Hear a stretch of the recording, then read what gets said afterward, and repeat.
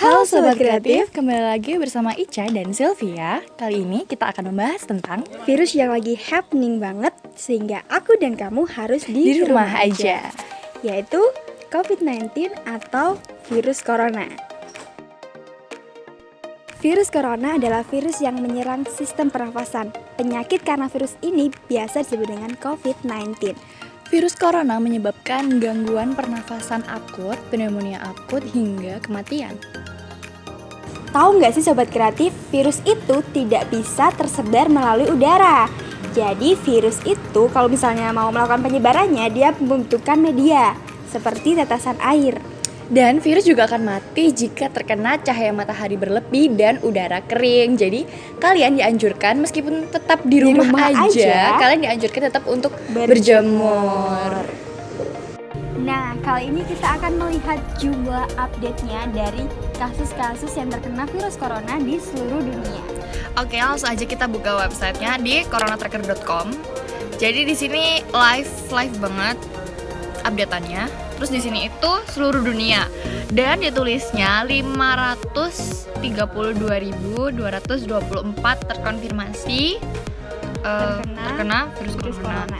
Yang sembuh itu 124.326 dan yang meninggal 24.087. Jadi lumayan banyak ya, Sarah. Udah lumayan banyak nih, 24.000 orang dong. Seluruh dunia. Ini global. Terus yang tertinggi untuk hari ini sekarang tanggal berapa nih? Tanggal 27. Yang tertinggi itu ada di Amerika, 85.000 terkonfirmasi. Yang sembuh baru 1.000 dong. Wow. Dan yang meninggal juga baru 1.000. Jadi kayaknya masih sekitar 83 ribuan. Itu masih diambang. Oke. Masih diambang banget. Terus ada disusul dengan Cina, Italia, Spanyol, Jerman, dan Iran, French, Switzerland, UK. Kebanyakan tuh negara Eropa ya. Negara Eropa emang kebanyakan ya. Kebanyakan Eropa. Padahal nih kalau dipikir-pikir itu Cina itu lebih dekat di Asia. Iya, tapi banyak banget yang terkonfirmasi itu di Eropa gitu. Dan gitu. kebanyakannya juga lebih banyak Eropa daripada Indonesia. Padahal kayaknya lebih banyak penduduknya di Indonesia gitu ya. Jadi kita lihat dulu Indonesia. Wow, hari ini datanya per hari ini itu 893 terkonfirmasi. Dan yang sembuh 35, yang meninggal 78. Tapi ini sih ya. Tapi kalau lihat data-data yang tadi itu dengan sebesar itu nih negara Indonesia.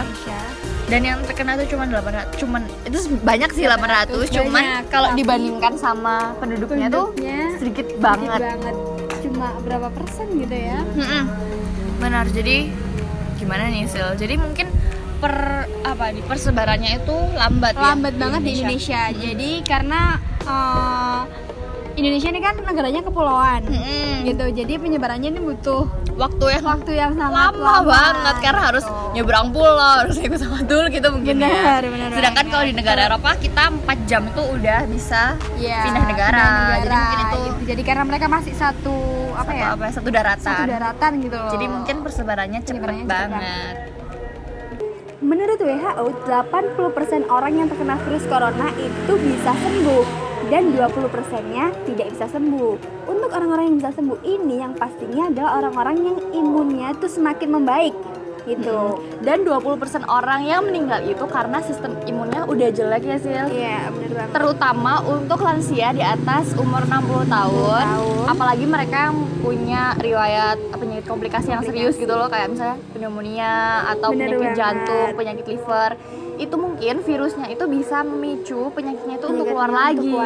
Jadi sebenarnya mancing gitu ya. Jadi sebenarnya bukan karena coronanya itu dia meninggal, tapi karena corona itu memicu penyakitnya yang dia udah punya, terus menyebabkan meninggal. Ya, jadi nggak cuma karena penyakit corona aja dia meninggalnya. Karena dia udah punya riwayat komplikasi yang serius ya, Sil. Serius. Apalagi itu komplikasi organ dalam. Ya, benar banget. Dan itu nggak hanya terjadi di atas 60 tahun sih, di bawah 60 tahun juga pasti bisa Kalau terjadi udah ya. Kalau udah punya Ya, komplikasi itu bahaya pasti banget. bahaya banget lah, pasti akan menyebabkan kematian gitu. Dan untuk menggunakan masker ataupun hand sanitizer itu nggak selamanya menjadi cara efektif untuk mencegahnya. Untuk mencegahnya. Tapi dengan cuci tangan dan menggunakan sabun itu hasil yang bisa efektif gitu loh Efektif untuk ya, mencegahnya.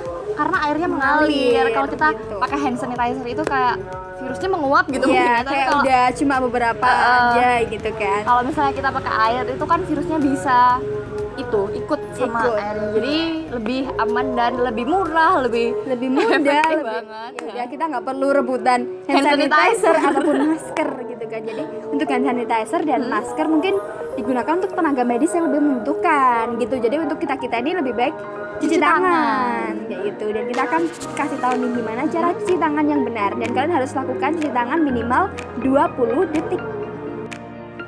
Jadi Sobat Kreatif, berikut tata cara mencuci tangan yang direkomendasikan oleh WHO.